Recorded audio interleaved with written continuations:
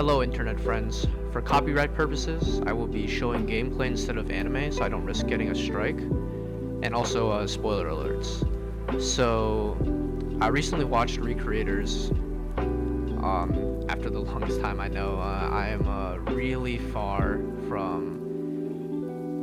out from when it came out. But finally watched it, and it was okay. The concept of the anime to me was super interesting.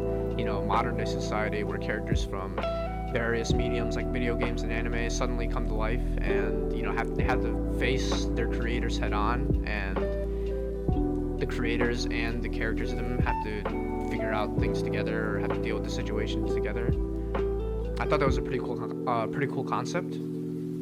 However, there were some places where I think the execution of that concept did kind of falter and did not work super well for me. In my opinion, for example, some of the characters.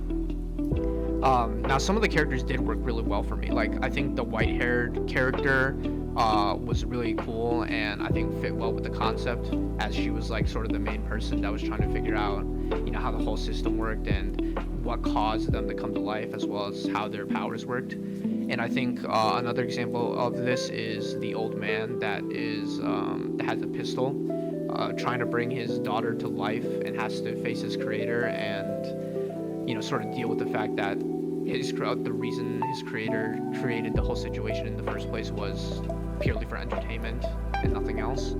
I think that was a really cool character. However, some of the other characters did not work well for me, like with this concept. First and foremost, one of the main antagonists was the girl with the fangs, whose power is turning things inside out. I think that as a character, she did not work for me at all. She was super annoying to deal with. Everything she said, her dialogue was just super annoying, and I just did not like that character whatsoever. Another example of this is the Night Lady with the Pegasus. She was just, I think, the worst character overall. She just did not work. The entire time, the villains were the only people she would listen to, even though her intentions were, meant to be good. All she did was listen to the villains. And whenever the protagonists or the protagonist would try and reason with her, she would just tell them to shut up, and they would just start fighting.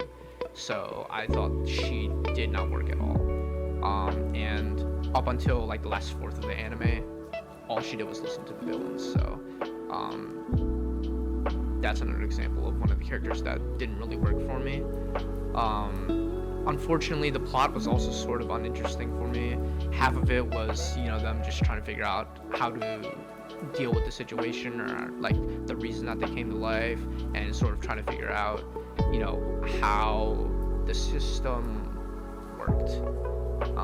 And the plot doesn't really pick up towards the middle of the anime.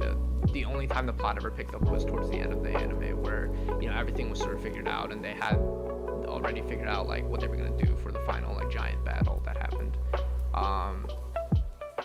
I do think that the main antagonist of the anime though is really cool, and she as a character, having to deal with the fact that her creator passed away, and trying to figure out how to deal with the world and how to deal with her creator not being here anymore was the character was a really cool concept in my opinion.